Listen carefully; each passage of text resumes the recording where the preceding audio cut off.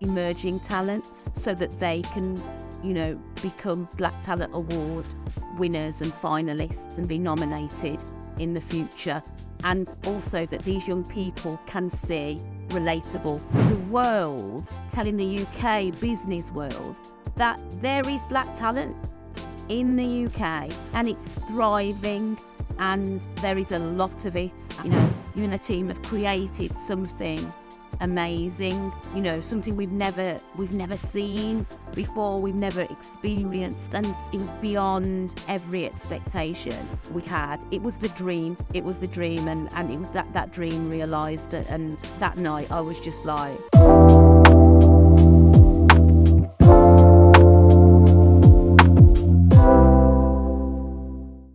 Welcome to another episode of Everyday Leadership, and I've got another great guest coming to have a great conversation. I'm going to ask my guest today, Denise Myers, to introduce herself. Hi everyone. My name is Denise Myers, and I am the founder and CEO of Evenfields Careers, and also the founder of the Black Talent Awards. And Denise has been in the game for years. Now, she gave me that low-key, small little intro, yeah. But Denise has been in the recruitment game for 20 plus years, recruiting for all kinds of organizations, large SMEs, various sectors. She knows what she's talking about when it comes to people growth, getting the right people in spaces and places, and even some things we're going to talk about today around creating the Black Talent Awards, finding our own career. She is someone who I found very inspirational, and I know that as we listen to this conversation, you're also going to have the same take on that. And to get us started, let me go back to what was an 8-year-old Denise like? Wow, an 8-year-old Denise was... do you know what? You picked a really good age there. Because a 7-year-old Denise was very different from an 8-year-old Denise, for the simple reason, when I was 7, I got to go to Jamaica for the first time. So I went with a family member. I didn't go with my parents. I had an older cousin who was going, and I couldn't wait. I'll tell you a bit more about that after, because I was the youngest and I was spoilt and I wanted to go. So I went and saw where my parents were born, and just saw it was completely different to what the life that the 7-year-old did, that I'd seen previously. So when I was 8, I would say I was more confident in myself. When I came back from that holiday, I went over the Christmas holidays, and I came back, and I was a different student. All of a sudden, I was able to do my maths, my work. I don't know what kicked in there, whether it was a sense of seeing everybody that looked the same as me everywhere I went in Jamaica. It was a brand. That minute I stepped off that plane, saw the people that were working in the airport, the drivers, the people in the shop, the post office, the bank, everything. It was an amazing experience. So I think so.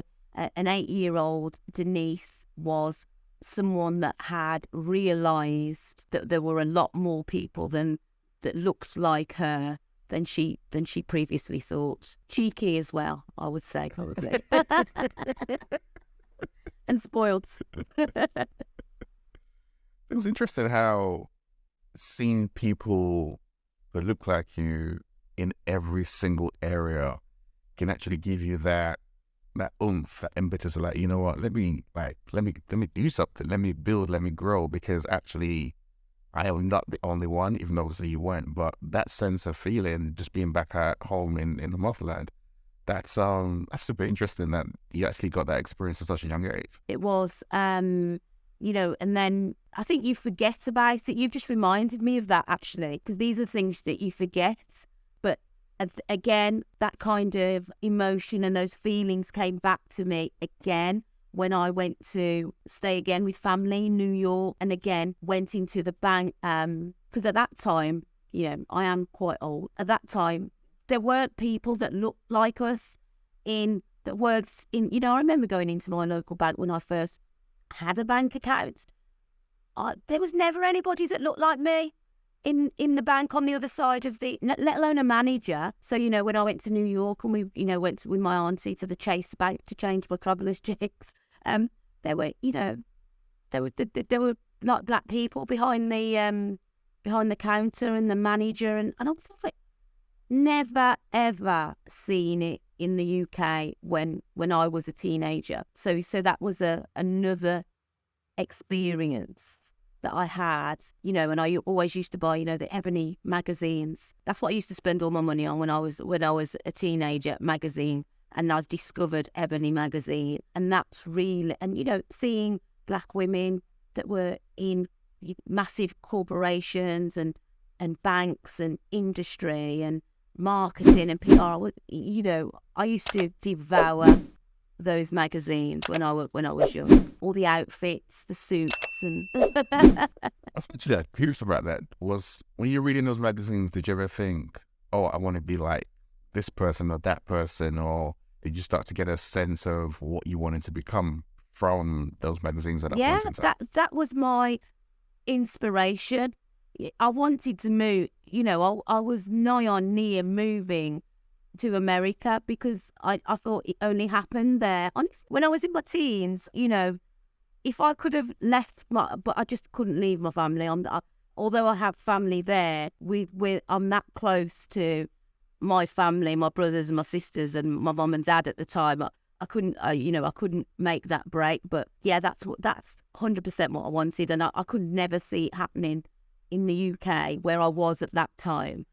We were nowhere near it. So yeah, that was my dream. I used to sit there reading through those magazines. Most I think I ever read in my life at that time. Because there used to be pages and pages. I used to devoured it. I did. Kept them, didn't throw them away either. You say, Laura, that you were sport. You were the youngest. How many of you were there? 6.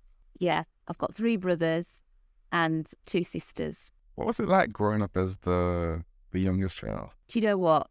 I can't speak for anybody, but it was the best.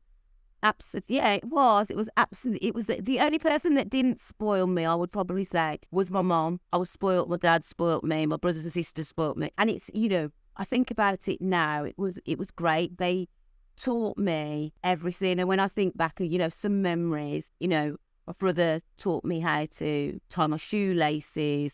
They taught me my timetables. They taught me how to tell the time. We had an old clock that didn't work, and they used to move the hands around and teach me how to read the time. My sister taught me colours and reading because do you remember the old catalogues, like the Burlington catalogue and stuff? I remember in the summer holidays we used to play schools, and she'd be the teacher, and she used to say what colours. We used to go through the carpets at the back. She used to say, what colour's that? I knew all my colours. I knew sage. I knew. And everybody knew red, blue, green. I knew everything. Yeah, my family were excellent. Brothers and sisters taught me everything that I know. So it's interesting to hear people talk about growing up. Yeah, especially the youngest. Sometimes it's like, oh yeah, it was great. I got spoiled. I got treated. Sometimes it's like, no, it was hard. It was tough because I was the youngest and everyone was so much, much older than me. But I think there's so much learning around actually what the inputs that our siblings had into us that helped us to see the world differently. That actually helped us to even advance a lot quicker than others around us.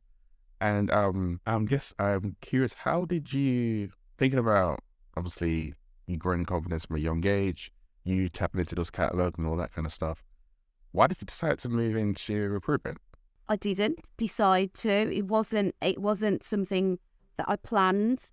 And I think most people will tell you that recruitment is probably not a career that you think, wow, I want to be a recruitment consultant. What usually happens, and what I found that used to happen a lot before recruiters started, they changed the game and you had to be a graduate to be a recruiter. But back then, what usually happened is that you would walk into a recruitment agency, talk about what you wanted to do or your experiences and what you'd done.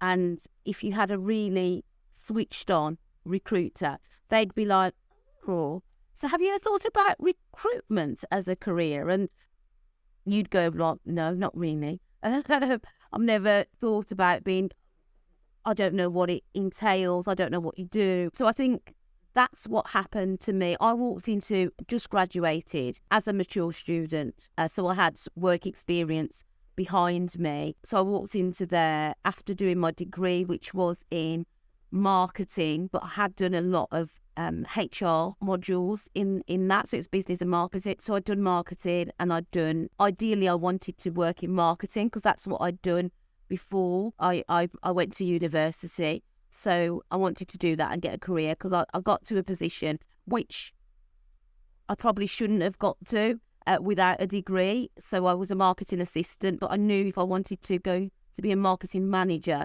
at that time I definitely needed a degree. So I wanted to move into marketing, but I found the HR modules really interesting at university. So I did a few of those. So I came out and I was torn between doing HR or doing marketing. There wasn't a lot of marketing available in Birmingham at the time. You would have to really move to London to make it big in marketing then. So that's what I did. And, and the recruitment consultant was very clever, and she kind of said, you know what, recruitment, just think of recruitment as a mix between HR and marketing. And I was like, okay, that sounds interesting. So she said, she was going on holiday. She was a perm consultant. She was going away for, I think, about a month or so. She said, come and help the temp desk out. And if you like it, when I'm away, we'll take you on a temporary contract while we're trying to find you something in HR or marketing. So, okay then. And 20 years later, I'm still doing it. I never went on to do HR or marketing per se. But yeah, I use those skills in what I do. Why did you stay? Why did you stay in that world, in that field for the last 20 plus years? What is it about it that once you started to do it that you stayed? I realised, and this is going to sound like a really bold statement, but I realised that you could go to work and actually enjoy it and love what you're doing. And it wasn't just a job that you went to, you did your job, you went home and you went back the next day. You actually enjoyed it, you loved it.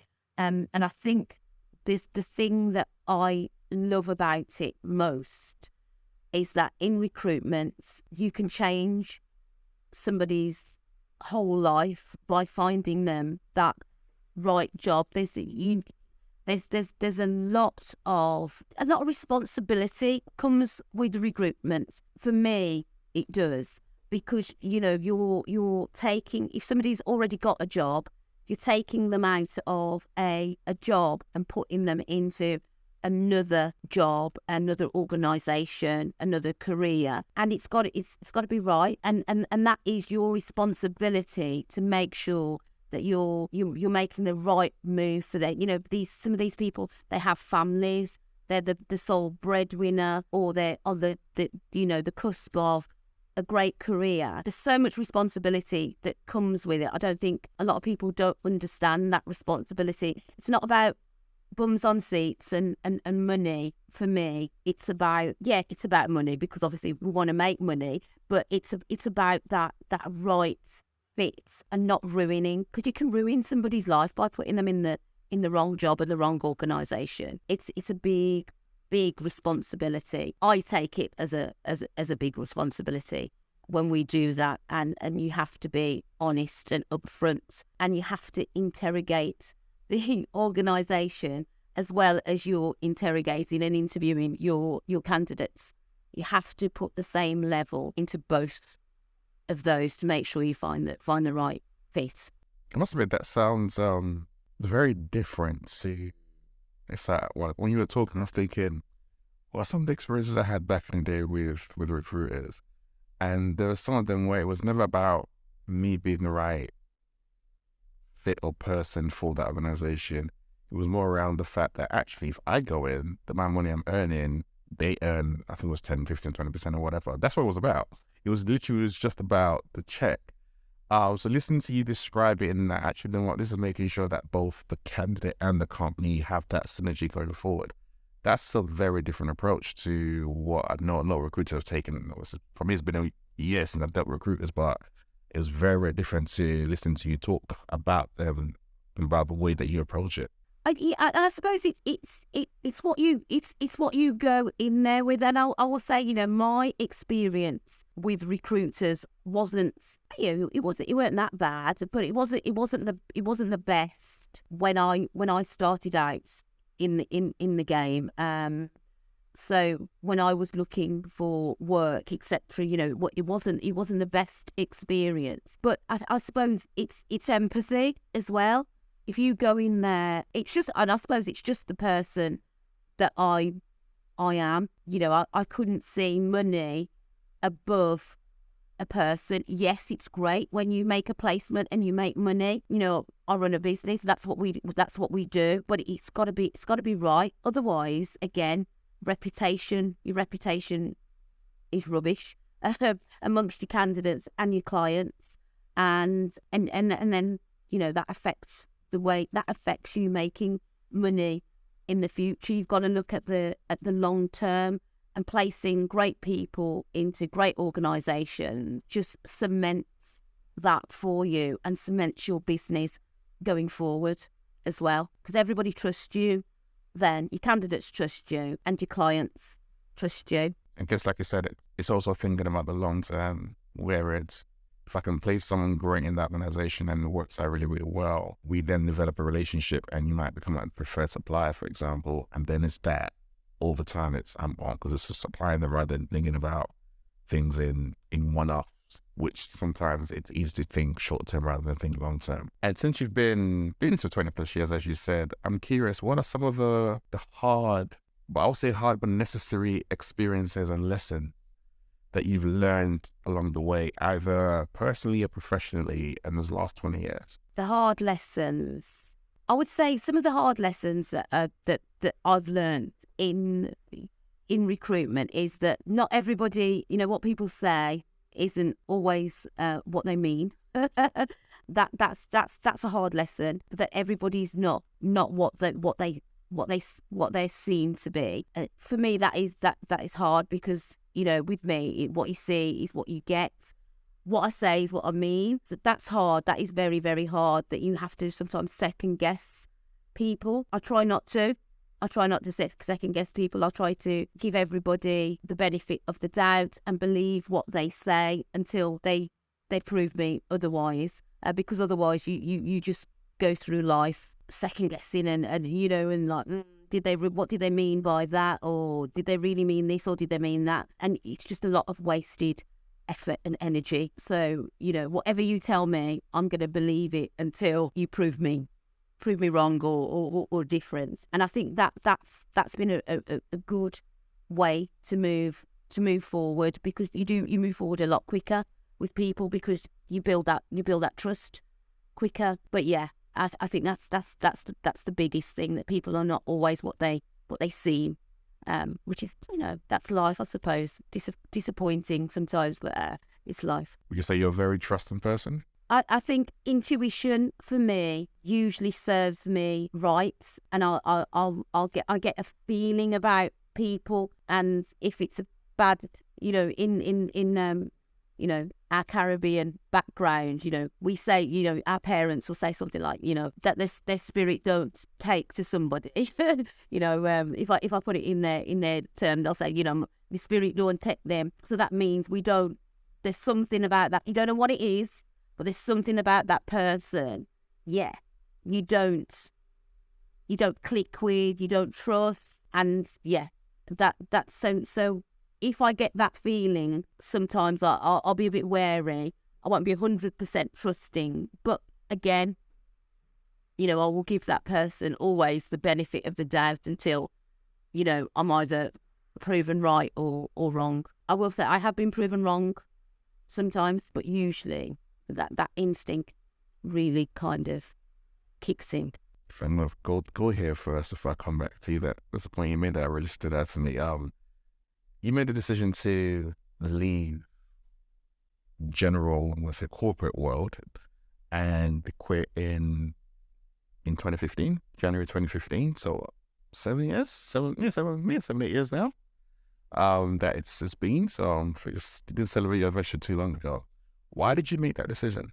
Do you know what? It was a really clear-cut decision. Obviously, I'd made that decision the previous year, but I didn't actually act on it. When I say I didn't act on it, I was acting on it in that time, but I was preparing myself and get myself ready. Yeah, it was. I remember I was outside. We were outside. I worked for an apprenticeship provider, and somebody was having a cigarette outside, and I was chatting to them, and our MD. We had 3 sites. Our MD he came driving up the driveway, and he just had a brand new car, and it was like gliding. He wasn't even driving it. It was brand new Jag gliding, and I looked and I thought, I paid for that. Seriously, that's what I thought, and I thought, when can my life be like that? And I thought, well, as long as I'm employed, it never will be. And when I say I paid for it, I was working on placing apprentices at the time, engineering apprentices. And we worked in quarters, so I was placing a minimum of 20 a quarter into organisations, 20 apprentices per quarter. That's £7,000 a time they were getting. So that works out of, that was something like $500,000 a year. And I was like, when would I ever see that money? And when I say that was me.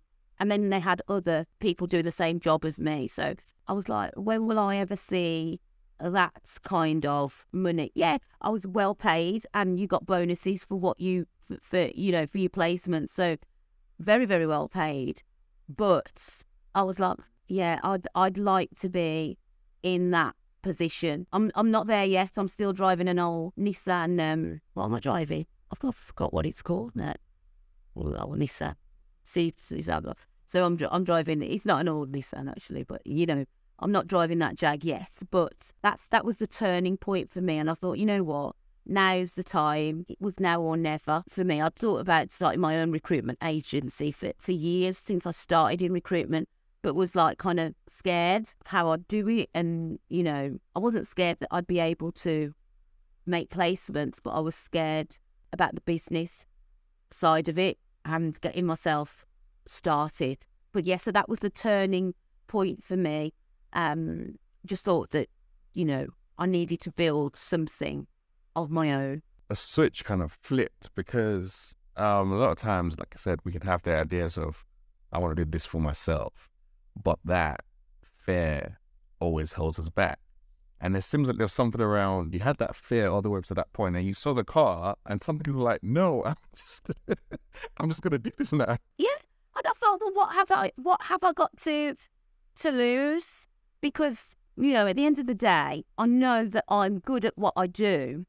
As a recruiter, I know I'm excellent. So I was like thinking, well, if it don't work, I can always go back and be employed.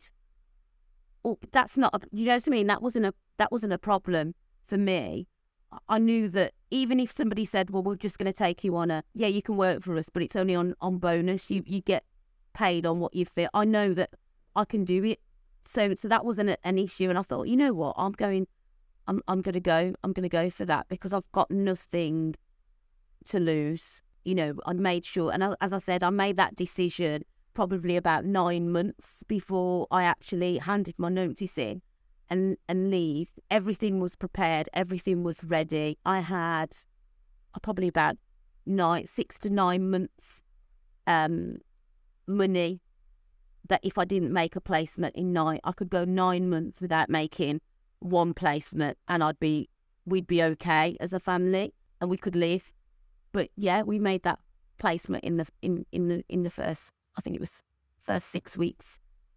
I'd had an offer, and it was paid within the first 6 weeks. So yeah, so it went from strength to strength.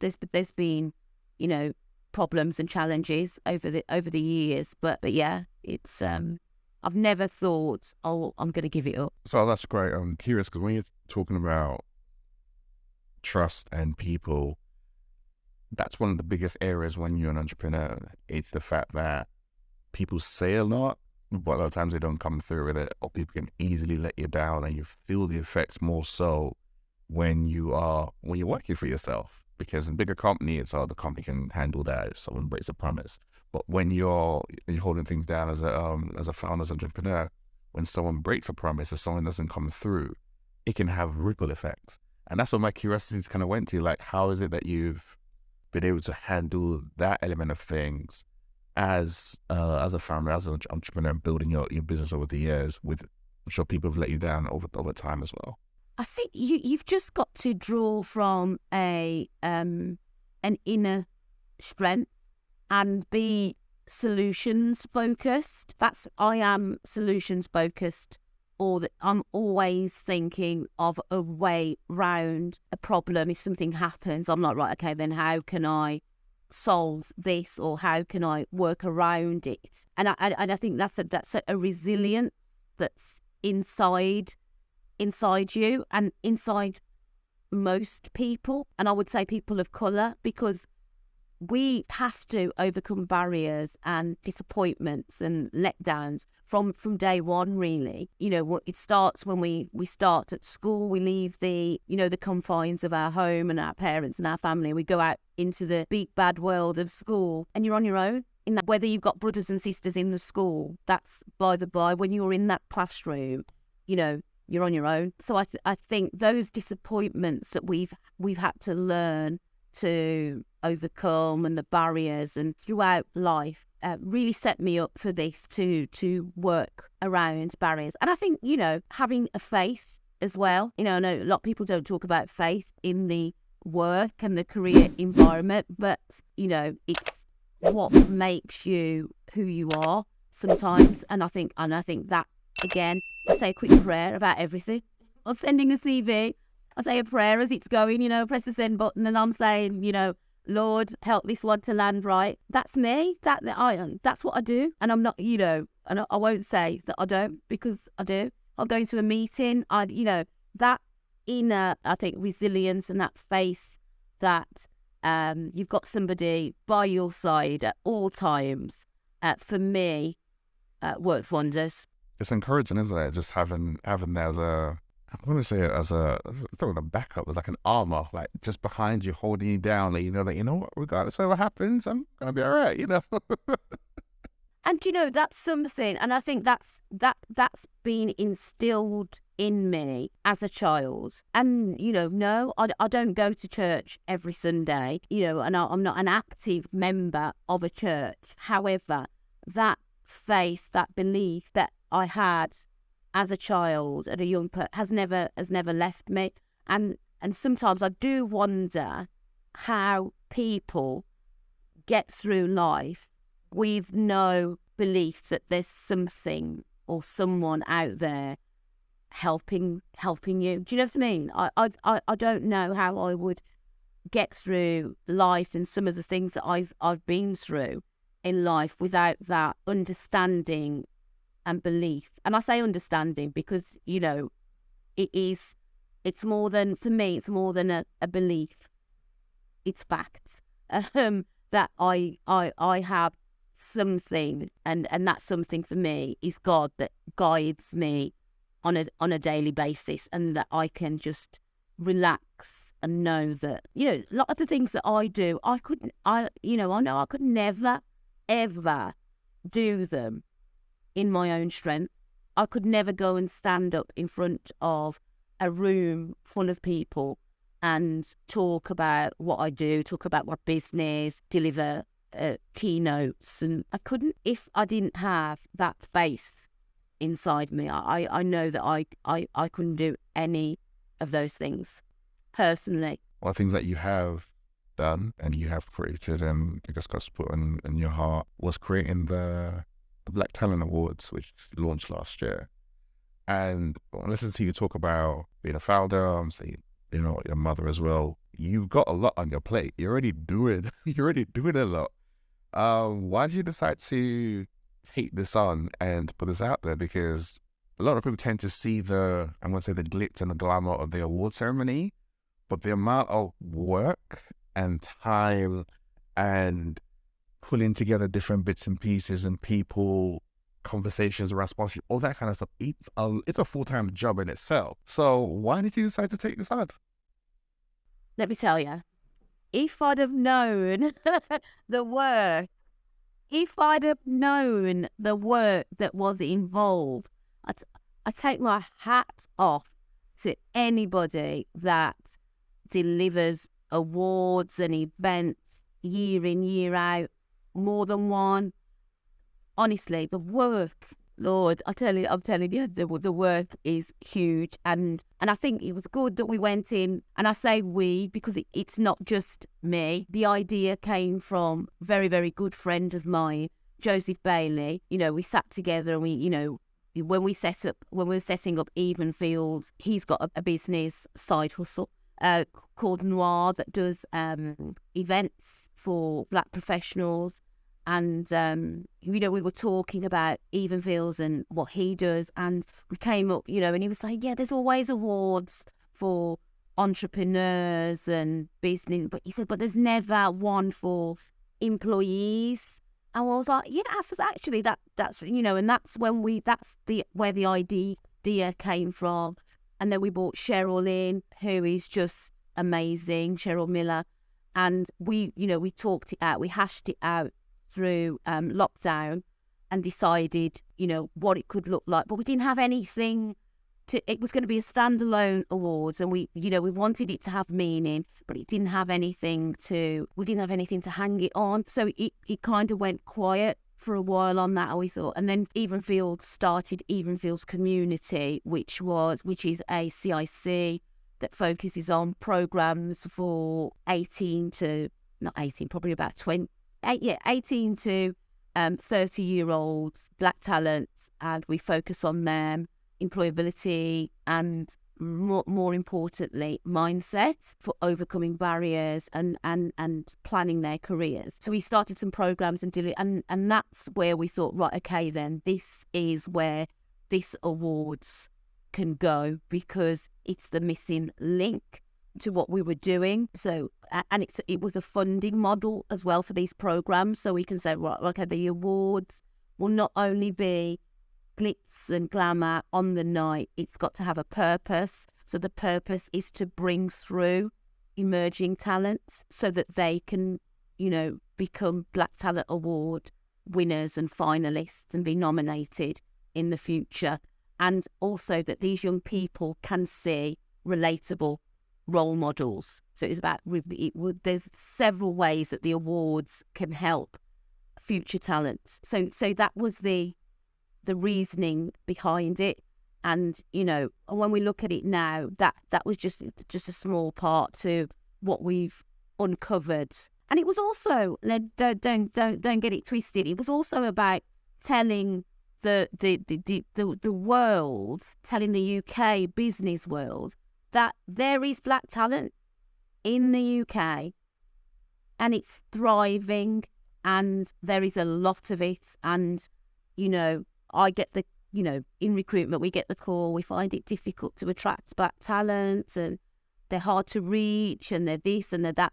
They're there working very, very hard and achieving a lot.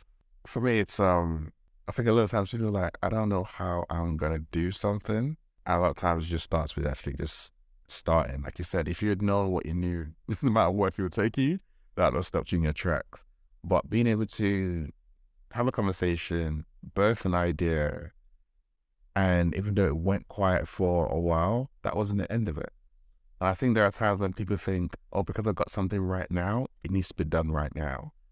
Recognizing that there are seasons and times for everything, it's so key and pivotal. And how you were able to link what you created in your business with a CIC, with the idea that you and Joe had and Cheryl had, and kind of bring all that together and then blow it up into something that was even bigger than what was initially even imagined. That for me is very much around being patient and recognizing that the Bible says there's a time for everything under the sun. You don't have to rush everything and get it done right now. Like, the idea, if it's meant for you, will work, and it will work at that right time. And it's been, I was to attend last year, and it was absolutely amazing. It was so well put together, polished. Behind the scenes, it was frantic, but everything came together so well done in a way that I think a lot of times people think, when you think about awards, you think about events.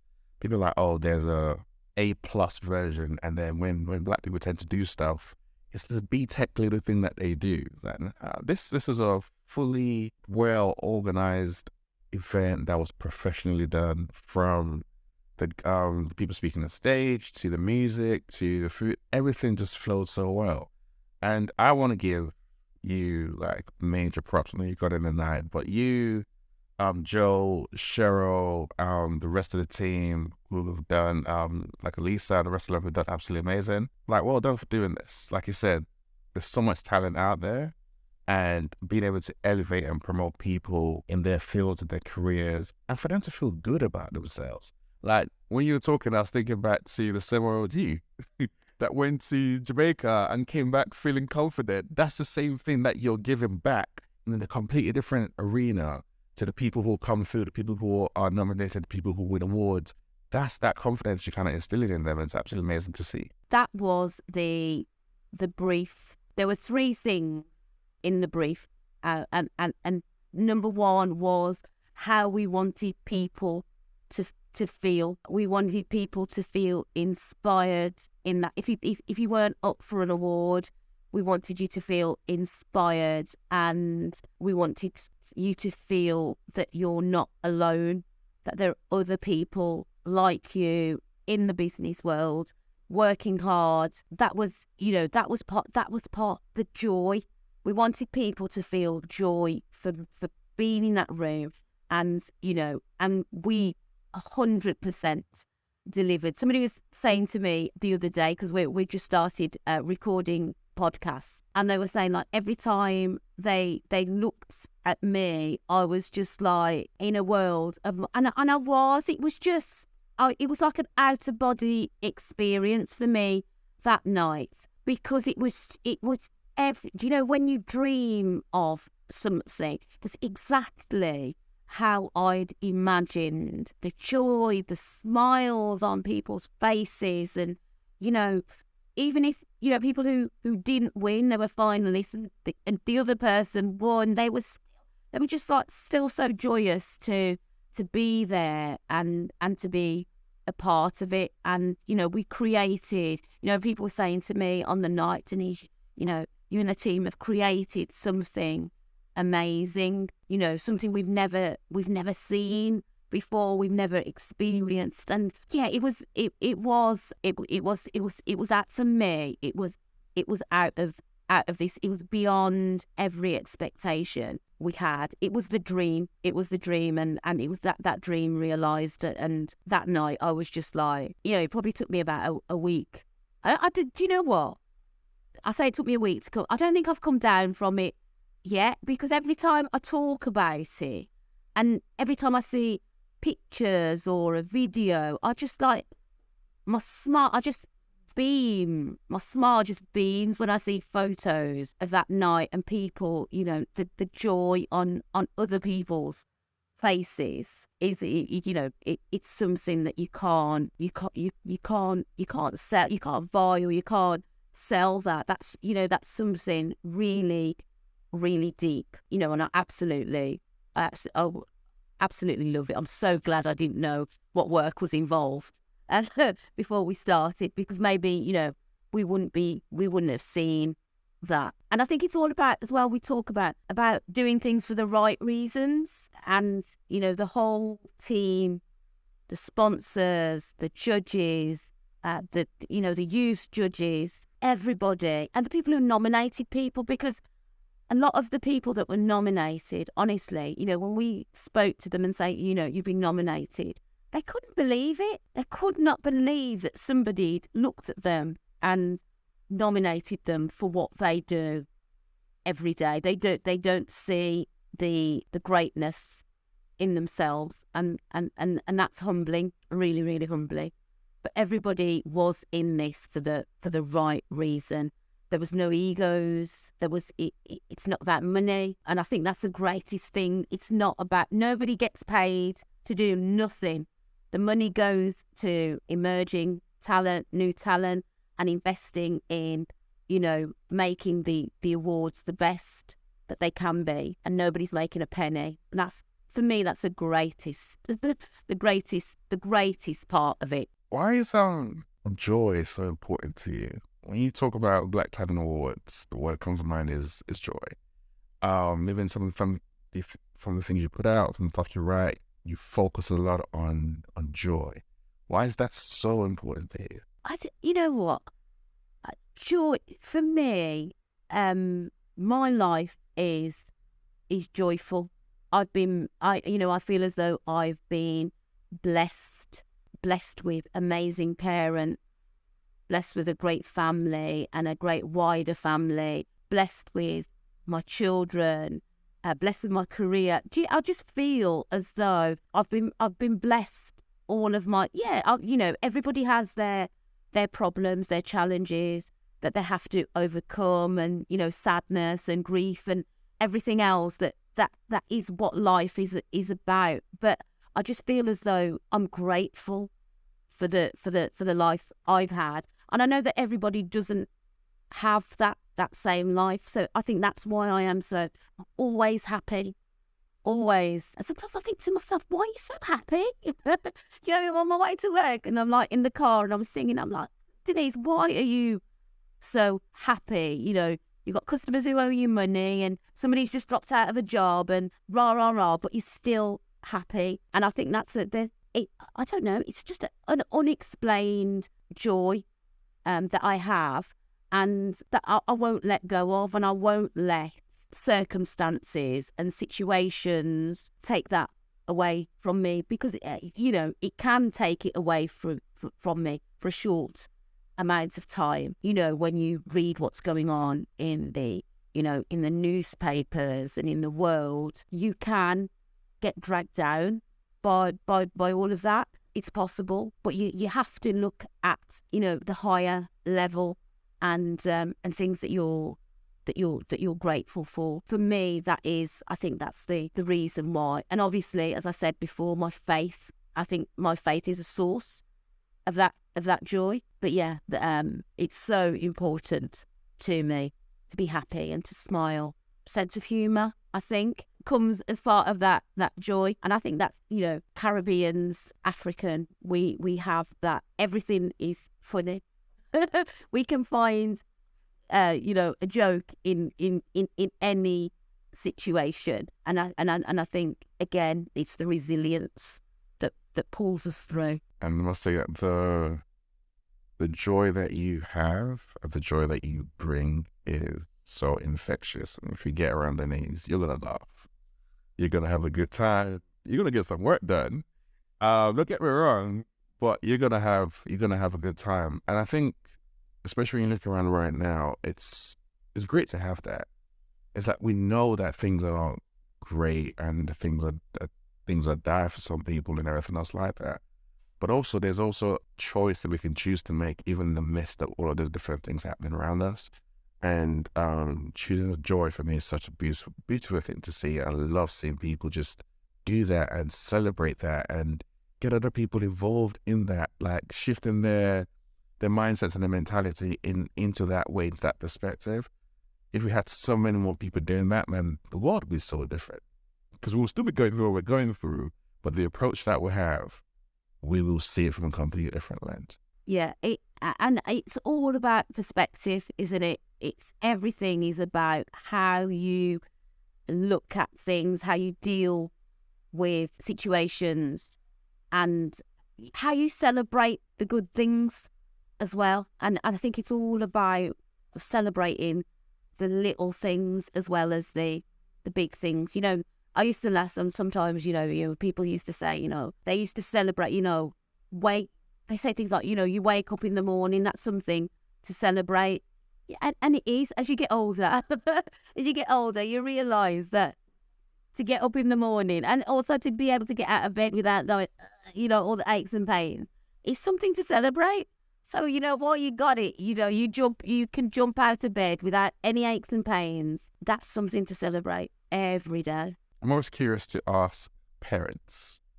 You've got two beautiful kids, adults, but unless I've got them kids anyway. What have been some of the lessons that being a parent has taught you that's been helpful for you? Being a parent has taught me so many things. As I said earlier, I was the youngest of 6 children. I was spoilt. Everything was about Denise. At that point, quite, I would go as far as saying possibly I was quite selfish. And when I had my son, nobody could believe the change in me. I think that was the first time in my life that I would say that I'd ever put somebody first and had that, that selfless love that you have for your child. So that was one thing that I learned, was that selfless love. When people say, oh, what, they die for somebody, and they take a bullet for somebody, and I'd be like, really? I wouldn't. But yeah, that I wouldn't think twice. I wouldn't bat an eyelid to take pain or anything, so my children wouldn't have to suffer that. So that was one thing that I learned. What was another thing? I've learned many lessons, but also that you never stop worrying either about your children. You never stop worrying. You will always worry about your children. I mean, my son is 28 now. He's a young black man. He has a career. He's respectful. He's brilliant. But I know that some people don't see that. All they see is the colour of his skin. When they see him, that's what they see. And I fear for him sometimes. He's an engineer and he used to do shifts, and I fear when he's coming home late at night. I fear if he goes out clubbing with his friends, or if he goes to another city. I do fear for him, because I know what happens, and I know what can happen. So that's a big thing. He was stopped by coming back from work on his late shift. I think he used to finish about 10:30. Stopped by armed police in Birmingham. Dragged out the car, and because they said the car fit the description of a somebody that they were looking for. But that could have ended, we see it in the papers, that could have ended so differently. So yeah, so fear is one thing that I on another level that I have sometimes for my children. And just to bring the mood up a bit, my daughter, with her, I've learned patience, and also she's a teen now. And the realisation of what I must have been like. She's a mini-me. She's my protege. She'll go on to do great things. Quite introverted at the moment, but I'm quite happy that she will come into her own sooner or later. But it's about the foundations, I think, that you lay with children, and just be confident in the foundations that you lay for your children, that everything will work out okay in the end. Don't give up on them. Always be there for them, and they'll come, and just keep just keep nagging and keep talking, and they'll come round to our way of thinking in the end. But they have to learn. I know me and Sope were talking earlier on about this. It's they have to learn themselves in some areas of life. They're not going to take our word for it. They've just got to find their own way, and they will. We just need to be confident that they will find that way. Never easy, but that's some great advice. And the last question I'm going to wrap this up with, that I don't want to, and we have to. How do you define leadership? I think leadership is about, I've just done a leadership program actually, but for me personally, I think leadership is about first of all, what you do. So to be a good leader you have to be displaying attributes that people will want to follow. They'll want to follow, and I think that's a key for leadership, is that people want to follow you. They don't follow you because you're the boss and you are saying what needs to be done. They want to follow you. You don't have to be. I don't think you have to be an extrovert for that either. You just have to. I think to be authentic. So I think qualities of it, for me, the leaders that have inspired me have been authentic and they have been honest. That's important, that they're truthful and they're honest, and they there's nothing worse than a leader that's saying this and doing that. That's the worst type of, they can be as inspirational as you like, but when they don't follow through on things, is a problem. And somebody with a vision. I think leaders need to have a vision, and a clear vision, and to be able to communicate that to their team so that everybody can be on the same page and they can choose whether they want to. Do you know what I mean? And then, if you've got somebody who's honest, authentic, has a vision and can communicate it, then your team will have got that option to choose, well, actually, no, this isn't the organisation for me. This isn't the manager for me. My best bet is to move over here or to do this. Yeah. I think those are the attributes, and that's what leadership means to me, and that's how I hope that I lead my team. But I think the empathy part of it is key. You have to understand what makes your team tick, and it's not always going to be the same for each member of the team. They could be doing exactly the same job but different. They need different things they need different things from you as a leader. At the start of the conversation, I said this is someone that I find super inspirational, and you've just had a little taste of why that is, because the way that she thinks, the way that she approaches things, the joy that she brings, for me, it's brilliant. Even the way that she speaks about her work and the way that she thinks about the people she's recruiting, the company that she's working with, this is the kind of person that you want to connect with, kind of person that you want to work with. So all the information about Evenfields careers will be available in the show notes. There is black talent out there, and there's loads more talent out there that Denise can definitely hook you up with. And obviously the Black Talent Awards is back this year in September as well. All the nominations and stuff will go out shortly. So if you're someone that you're thinking about, you're listening to, you're like, you know what, you want to make them feel good, make them feel that way that Denise described, nominate that person when it comes out so you can actually get them to be appreciated, because that's something that I don't think happens a lot. We don't feel seen when we do amazing work, so you can definitely do that. And last but not least, I just want to say thank you. Thank you, Denise, for coming up and just talking and sharing, and just thank you for just keeping it real.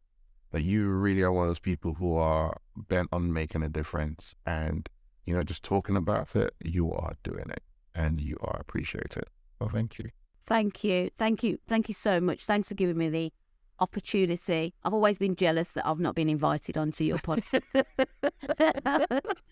I'll be like, you never asked me to come on this podcast. But yeah, always great stories, always inspirational people. And I'm just so happy and joyous that you've chosen me to come and talk to you today. It's been a pleasure, as always. Always pleasure to be in your company as well. And if I can be an inspiration to you, wow, that's just, for me, that's amazing. So thank you so much. Thanks for your kind words. It's an absolute pleasure. This is Everyday Leadership. We'll see you next week.